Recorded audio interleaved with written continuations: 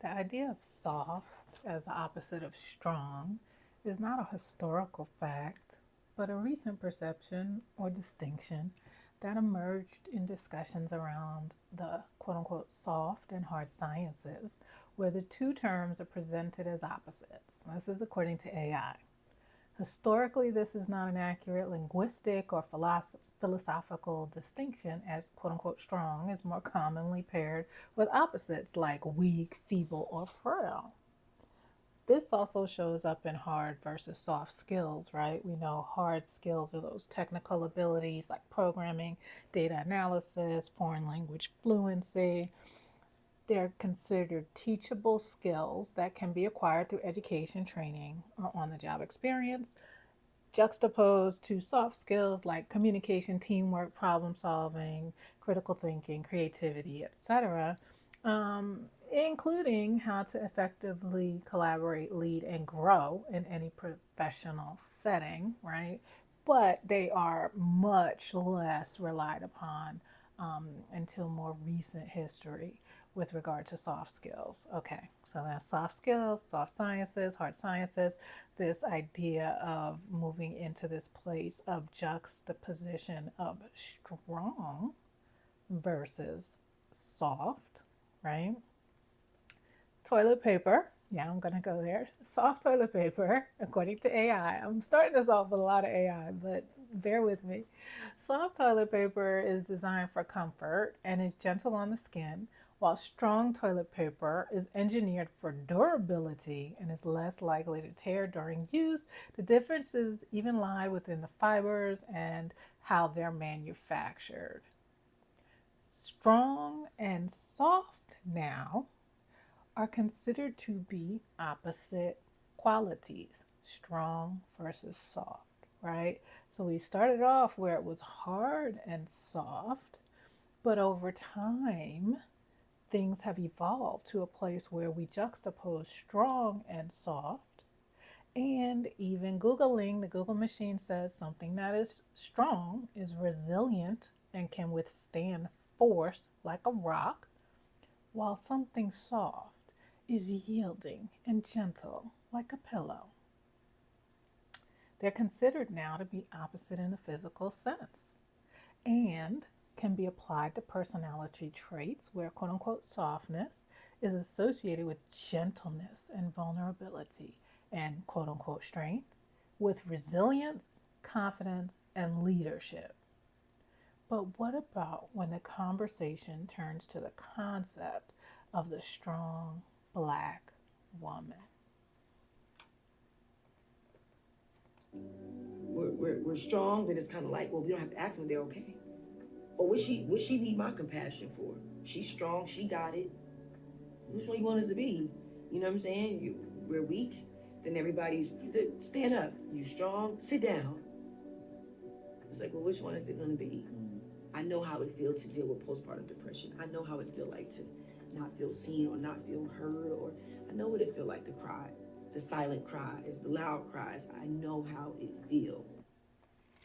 That was Tiana Taylor, and I actually posted that video. On my LinkedIn earlier this week. It has gone a little crazy with over 20,000 folks looking at it and hundreds interacting with it and sharing it. And what the conversation was about was the concept of survival mode and the black woman and being in survival mode and what that looked like, right? And it immediately goes to, of course, from Tiana's experience, the lived experience as a black woman, especially in America, to this concept of the strong black woman, right? We've seen it play out in tropes, obviously, for years and years. We've seen it play out with the media and the characterization of strong, quote unquote, women through physical depictions of big muscles on Michelle Obama or Serena Williams. And we know what outside does to us. In fact, on TikTok alone, there are over 110 videos where white women were discussing, and there's discussion around the concept of apparently white women raise their children, or some white women raise their children, that if they are out and in distress, to find a black woman to take care of them and help them in their distress. Now, I'm not going to unpack all of that. That you can look at TikTok. Trust me, it was discussed ad nauseum over the last couple of years in terms of what that means for us. But the concept is out there, right? That black women are strong. Black women take care of everything. Black women are going to take care of it. They're strong, and you're not. What does that mean, right? That means that we don't get help. We're not seen as feeling things. We know historically, from a medical perspective, even that there were certain surgeries and things like that done on the bodies of black women without anesthesia. And even to this day, there's a concept that we don't feel pain as acutely as our white counterparts. Against that backdrop, I want to talk to you today about us. We can't fully control how others perceive us. And also, I know, speaking for myself and loads of my sister friends, we often embody the strong black woman. Consciously or not is irrelevant, I guess, at this point, because it's just a fact for a lot of us. Some of that has come up because people have let us down when we've depended on them. For some of us, it got ingrained in us, like, no one's coming to save you, no one's going to help you, you need to take care of yourself. If you have asked for help and you've been let down, it only just, kind of validates if someone has told you before, don't depend on someone, no one's coming to save you, and then you do make yourself vulnerable to ask for help, and then it doesn't come, or it comes but it really doesn't help. In some ways it might drag you down. It's really, I don't want to say easy as in it's easy, but it becomes the next logical position to just, I'm going to do it myself. I got this. Right? I'm going to do it myself.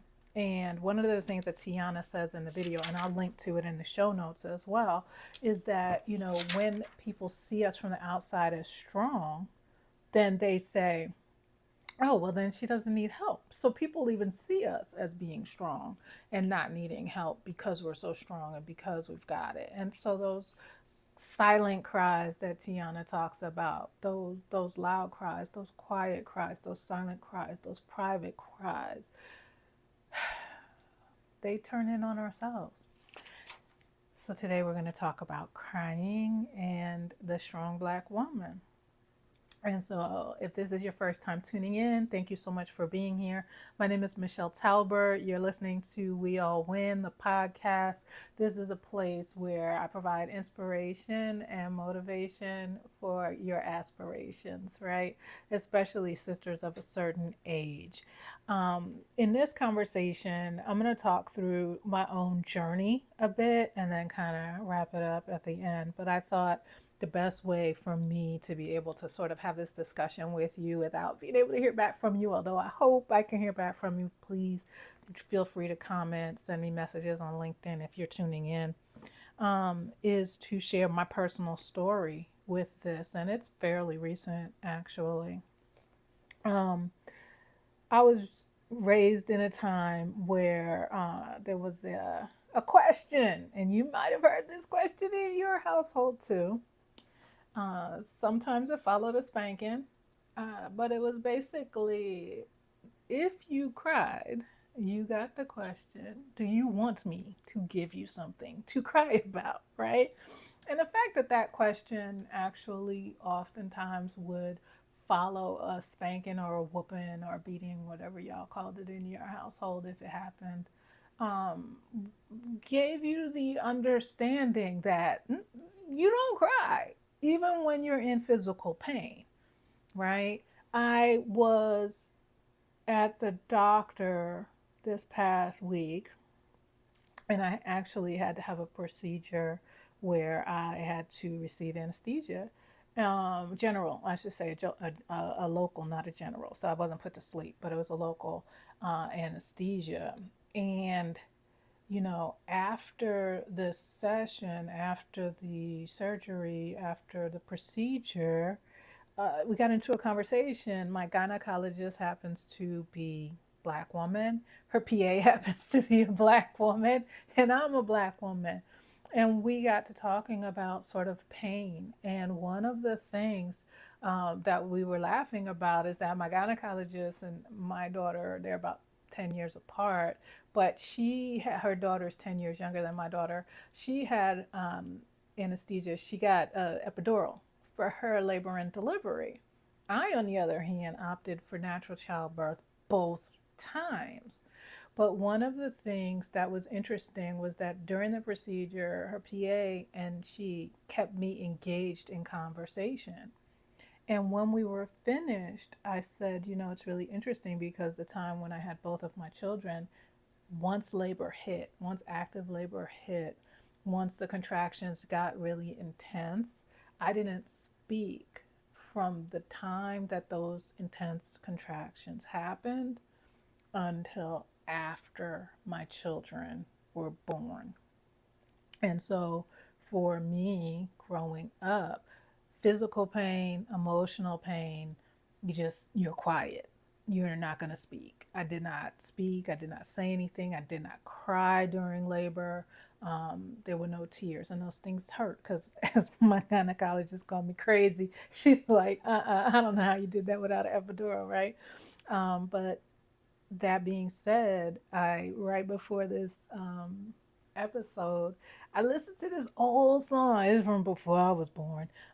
Frankie Valli and the Four Seasons made this song back in 1962 called "Big Girls Don't Cry." And so that song fell into my heart as I was putting together materials and really just thinking through what it means to cry as a quote unquote strong black woman and what it means to not cry as a quote unquote strong black woman. And I listened to the lyrics for the first time. You may know the song "Big Girls Don't Cry." I'm not singing it more than that because you will turn off this podcast if I actually sang it. But I listened to the lyrics, and there's a point at which, he breaks up with her, and she looks at him and she's like, "Well, big girls don't cry." And he's like, "Oh," and he wasn't expecting that. He was expecting her to fall apart. But later in the song, her mother chides her because she said, "You lied because you're in the bed crying, up under the covers crying. Big girls do cry." And then the song shifts and says, "Big girls don't cry. That's just an alibi." And I thought, wow, okay. So there are these things around us. Yeah, Frankie Valli and the Four Seasons weren't necessarily singing to us, but there are things that happen in society as well as the idea that when you're strong, you don't cry, right? When you are facing whatever you're facing, you cry. If you cry, you cry behind closed doors. You cry silent cries, the quiet cries like Tiana talks about, right? And so, as a result of not being able to cry in physical pain, definitely there's no tears coming when it's emotional pain, right? So, I've just never been much of a crier. However, about 3 years ago, I realized that I hadn't cried in about 4 or 5 years, unless it was related to an emotional movie. In fact, I don't know if you've seen it, the movie From Scratch. Oh my goodness, that movie took me out, right? It made me cry so hard. And part of those tears were probably more to do with my own personal issues and things that were inside of me. But the only way that I could release them was through this vehicle, right? The movie became a proxy for my emotions, and I could identify with the character's emotions. But for myself, I couldn't cry. And for a time, I almost wore it like a badge of honor, right? I would tell people, "Oh, I haven't cried in years. I don't cry." But after so many years of that, you begin to realize, or I'm going to speak for me, I began to realize that I don't think this is normal. I don't think that this is okay, Michelle. Now, mind you, absolutely, this period of time definitely overlapped the pandemic and COVID and trying to keep my brand newly opened as of January 2020 co working space open, running. There was a lot of pressure, and I had to be strong, right? I had to ensure that I kept the doors open. By the time I sold my business, we had over 200 regular monthly clients who were receiving their mail at the space. So as the years went by, I became more and more responsible for more and more people, right? And so turning from this shift of this is a badge of honor because I'm a strong black woman, I'm keeping my space open, we work shut down locations, all these other co working spaces went out of business, but we're still here. I knew that there was something wrong with the fact that I was not crying and able to cry because, damn, I mean, hell, I should have cried in the pandemic. If there was any time I should have cried, it definitely should have been during the pandemic, right? So I did some research and found what I'm sure you, dear listener, already know that not being able to cry, especially in adulthood, likely meant that I was depressed or emotionally numb or disconnected due to past trauma or upbringing. In my case, pretty much all of the above, right? I was easily able to rule out that it wasn't physical, that it wasn't dry eye ducts or dry eye syndrome or any other physiological reason. So I started talking to just a couple of very trusted confidants. And one of my dearest, oldest, longest friends, we've been friends over 30 years, gifted me a session with her guru. That was her word, not mine, her term, not mine. And the woman was basically an empath, a light worker. She would pull tarot cards during sessions. She happened to be white, which this is going to come up in a minute. So I actually have sitting here on the table next to me, I pulled my journal, one of my journals from that period. I remembered the exact journal that I wrote my notes from that session into. And it was November 8th, 2022. And so here are a couple things that she told me from this meeting. She said that I should reframe it. Now, you probably heard this reframe in other capacities, like when you go to work in the morning or do certain activities, that we shift it from I have to do to I get to be. And in this case, she told me to work on repeating I get to be vulnerable, to ask my emotions questions like, is my anger, which, we pretty much figured out that there was more anger and frustration related to what was blocking me at that time from crying, and even some envy, especially in the business realm, because at that point I felt like I had been in business or in the business world for so long and I was seeing other people having different results.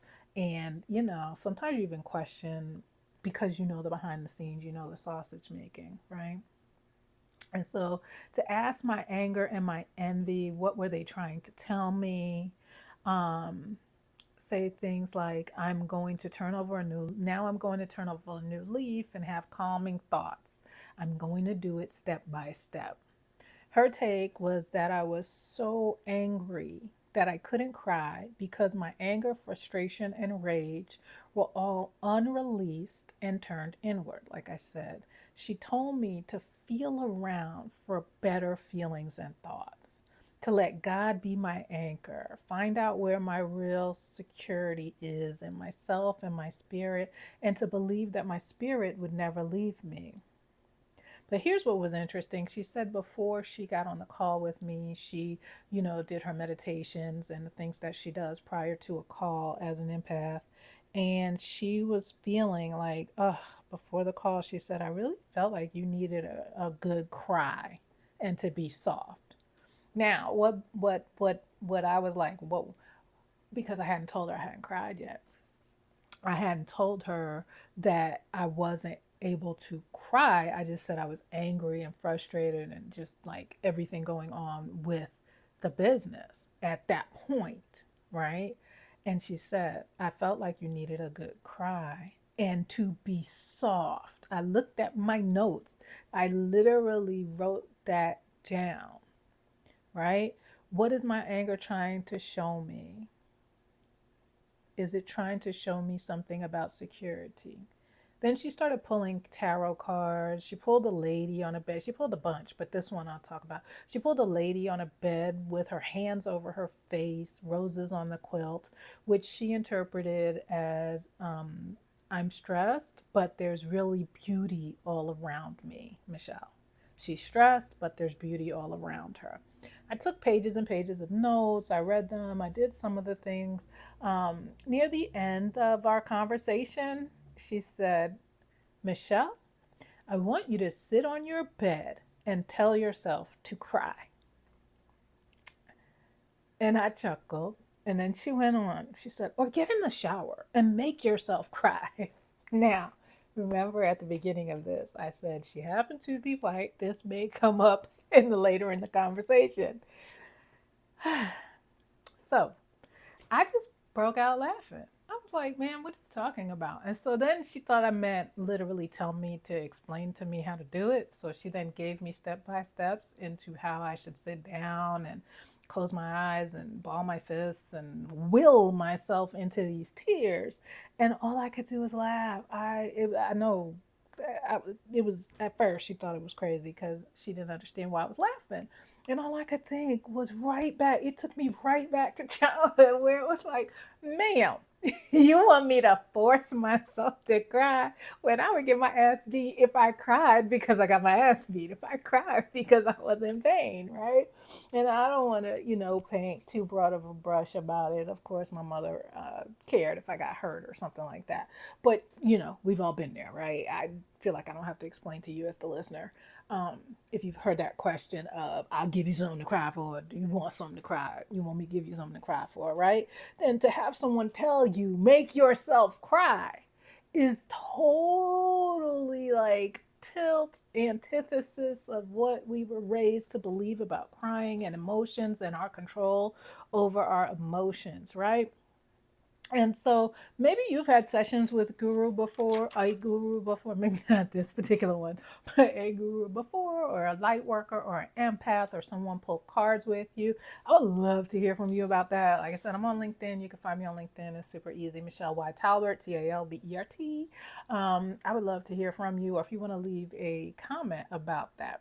So I did that one session. I love my girlfriend for doing that for me. I thought it was such a beautiful gift that she gave me, and there were nuggets and things about the cards and things like that that I thought were really, really interesting. And I also knew that that wasn't going to be the fix, quote unquote, for my inability to cry. And after that session, I was reminded of two things. One, if you saw the first Sex in the City movie, I'm going to say something that'll resonate. If you haven't seen it, spoiler alert coming. I mean, it's 17 years old. Pretty sure if you haven't seen it in 17 years, you're probably not going to see it, but spoiler alert. When Big leaves Carrie at the altar and she and the girls go to Mexico on what would have been their honeymoon, and Carrie is obviously devastated, right? And she looks at Miranda, and she's like, Miranda, will I ever laugh again, right? And Miranda says, yes, when something is really, really funny. Now, if you've seen the movie, you know what happens to poor Charlotte. That becomes the thing that enables Carrie to laugh again, right? So that was the first thing I was reminded of after that session. I thought about that question. I laughed and things were funny, but would it take something really, really sad to happen to me? If COVID had happened, if the pandemic had happened, I've lost friends, family, relatives in those intervening years, and yet didn't cry. What would it really take for me to be able to cry again? And which led to the second thing that I remembered, and that was one, I needed therapy. I needed to go to therapy. right? I needed to have a trained professional to talk with, to get tools from, to speak with. I was looking for someone, especially in the cognitive behavioral therapy realm, right? And life had taken me off track and I didn't prioritize myself. You could go to my Girl Go Pee episode to talk about why we need self care, self love, and the importance of prioritizing what we need and how it's a slippery slope to not take care of ourselves. So I found an amazing therapist who did look like me and was not ever inclined to tell me to sit on a bed or get in the shower and just make myself cry. So no guru, no tarot cards, no intuition per se. Just emotion wheels and self discovery homework, conversation, reflection. And then during one of our sentences, she said a sentence I will never forget during one of our sessions. And that was, Michelle, once you do start to cry, know that you won't cry forever. You will naturally stop crying. And that stopped me in my tracks because it may seem probably it's basic or simple or obvious to you, but having not cried for so many years, having held everything so in, so controlled, so in a box, and the only feelings I would feel are either joy or frustration and anger. I had grown fearful and didn't even realize it until she said those two sentences that I felt like if I cried I'd lose control. I thought I would be uncontrollable, inconsolable, and uncontrollable, right? So I didn't want to cry around people for sure. But then if I was by myself and I lost control and was never going to stop crying, I know this sounds crazy, right? It sounds ridiculous. But when you get to that place where you've bottled everything up, in some case for you it might be angry, it might be anger, right? Like you never show anger or frustration outwardly to people, even though we know it, people will trigger you and you'll get angry and frustrated, but you might be like, no, that's okay, no, no problem, it's okay, it's all good, yeah, no, I got it, it's cool, it's cool, it's cool, yeah, it's cool, I got it, I got this, I got this, right? So with that, I continued in therapy with her and got to a place where I actually, wanted to cry.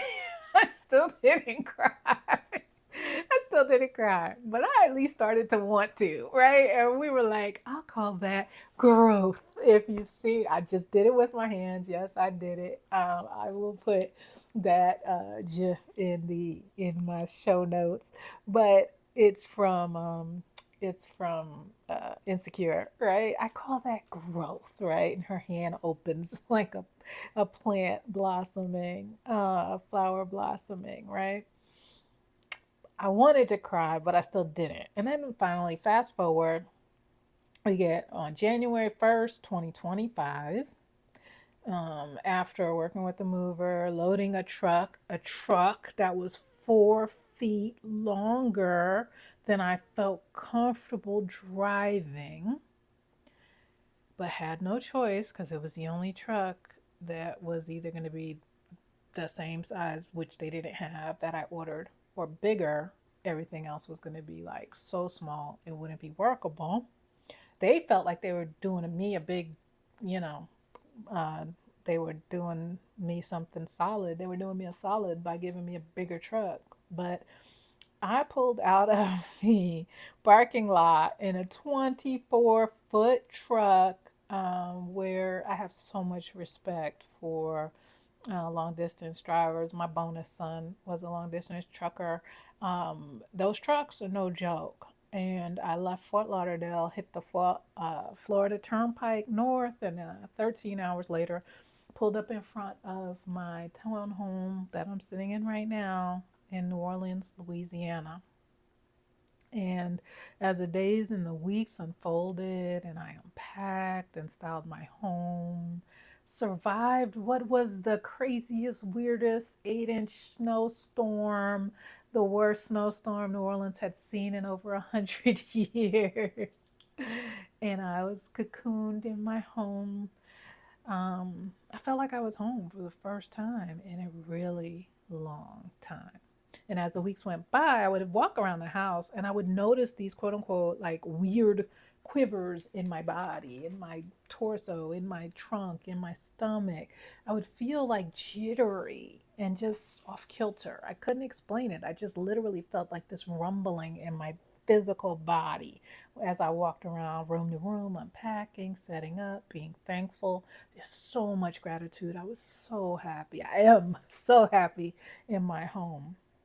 And after a few weeks, I realized that it was literally my nervous system resetting. I'm going to share a link to Dr. Tracy Marks, Tracy with an E Marks, YouTube channel. She is a neurologist who is excellent on breaking down our brain and trauma. And she's actually going to do a whole series next year. She said in 2026, she's doing a series on our brain and love and on love. And also, I'll link to Dr. Anita Phillips' book, The Garden Within, which I had read as part of our Her Power Moves book club a year or so ago. And both of these are amazing resources on our parasympathetic system, our nervous system, trauma, our brains, how our amygdala works, our prefrontal cortex. Like the thing is that this concept of this quote unquote strong black woman within society is sociological. However, there are things that have happened in our lives that are also neurological and physiological, right?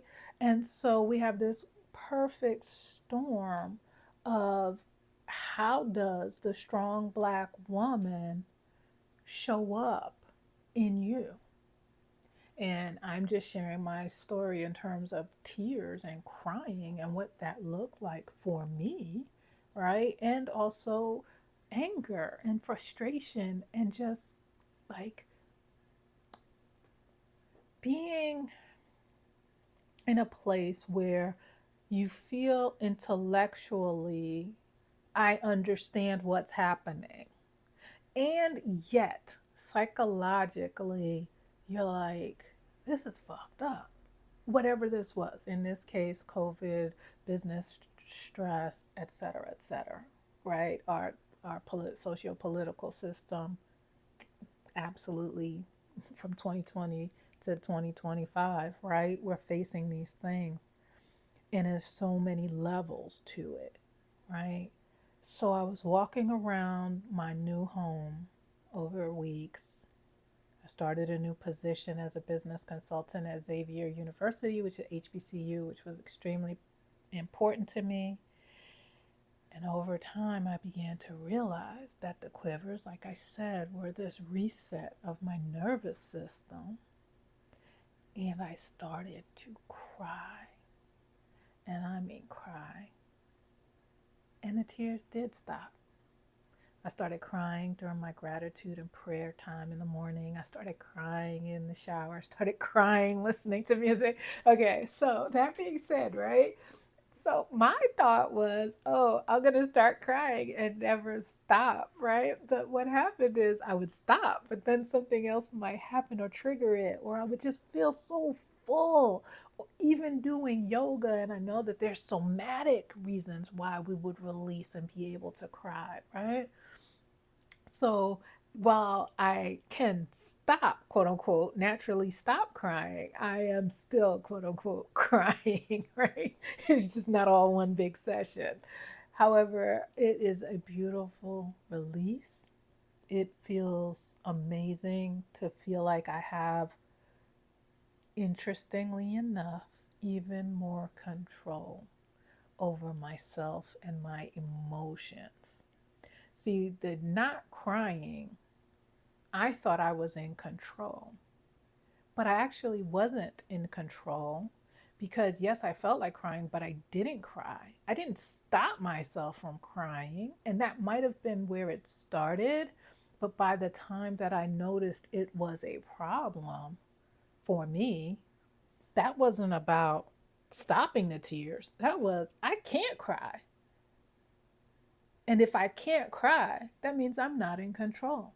So being out of control does not only manifest itself in these sort of wild and crazy, throwing things, breaking things, cursing people out kinds of ways.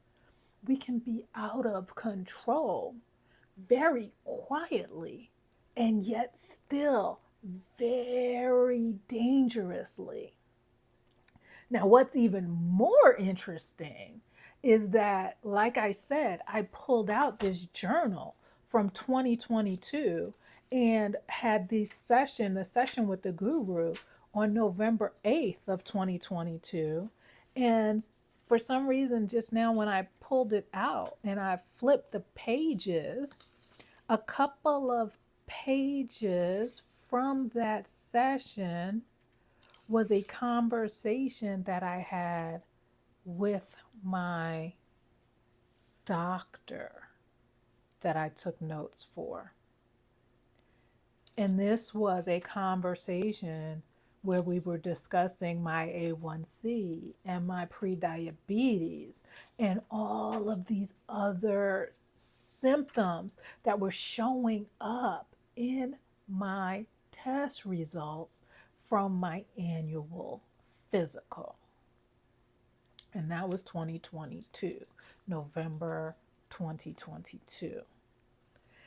And I have to say, and I wasn't even planning to talk about this, but I had a physical last year. It was kind of still along the lines of that 2022. So 2 years later, still wasn't looking too good. And last month, I sat down with my primary care physician, who also happens to be a Black woman. And we were discussing my current test results. And while I am over 200 pounds, which makes me pre diabetic at this point, every single other number is down slash normal slash where it needs to be. She's like, you don't even have low iron anymore. Like, you don't have low iron anymore. You don't have the A1C issues. You don't have this issue. You don't have that issue. And I believe that as soon as you're under 200 pounds, you won't be pre diabetic anymore either. Can you believe that? Yes, some things have changed. I have changed my diet. I am exercising more now, but it's only been a couple of months. If I'm completely honest, then I am. It's only been a few months. So for 3 years, my out of control, which was not crying, not releasing, was turned completely inward on myself, both mentally, emotionally, spiritually, and physically, across the board. So, whew, as some, if you are connected with me on LinkedIn, you know that 2025, since I've made this move, has been my year of capital B, capital E-ing, being versus doing. And so I am actually sitting out this session where I'm usually a business advisor in the Goldman Sachs 1 Million Black Women Black in Business program. Sat that out this session. I have not taken on any other professional pursuits aside from the work that I'm doing at Xavier for the most part. I have one client because she won't let me not work with her. And I spent this year really going out and frolicking. I've been to concerts, book reading, girls trip to Houston to see Beyonce. Gonna see Breezy, my first ever Chris Brown concert this week, this Thursday night. And I have just enjoyed life, visited my daughter. My son has moved over to DC. My family came down for my first Mardi Gras here in New Orleans this year.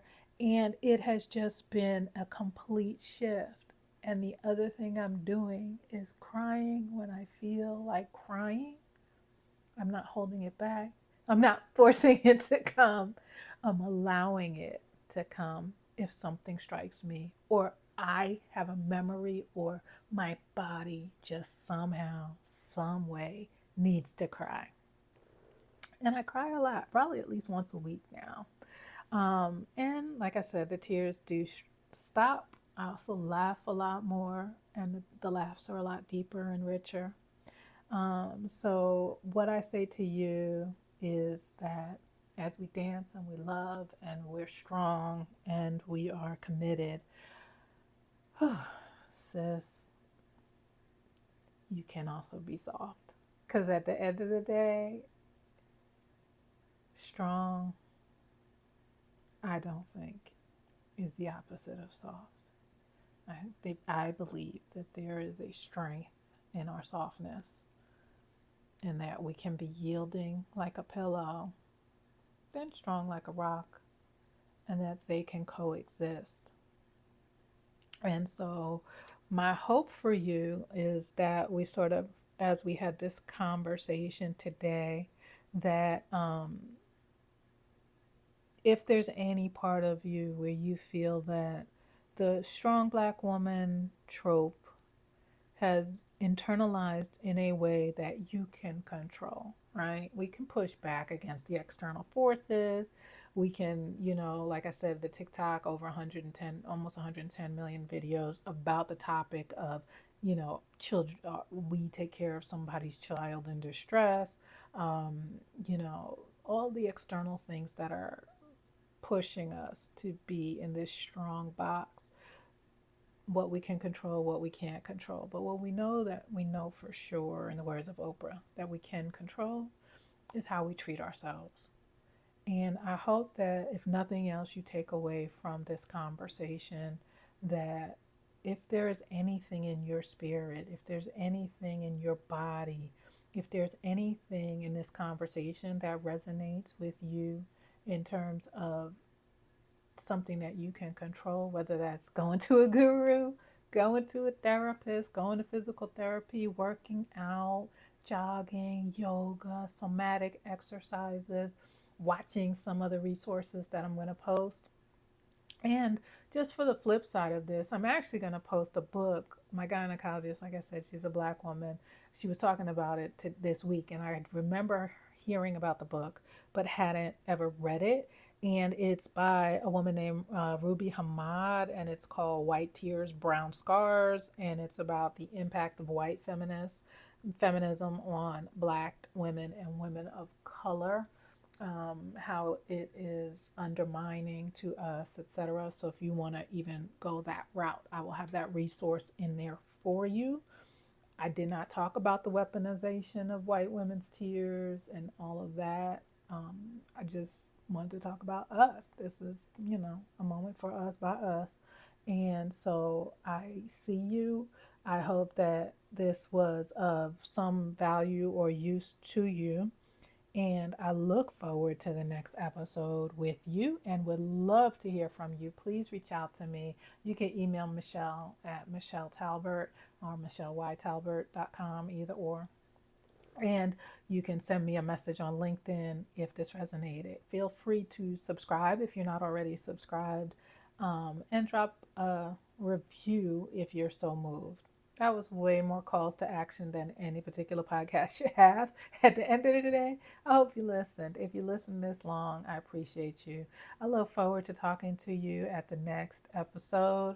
I look forward to hearing from you, learning more about your own journey. And yeah, they used to say, stay strong, right? We put up the black power fist, but how about we stay soft? Let's stay soft for a little while. All right, Michelle Y. Talbert, We All Win podcast. We All Win is not just a catchy podcast title or hashtag, it is literally our lifestyle. I'll see you on the next episode. Take care.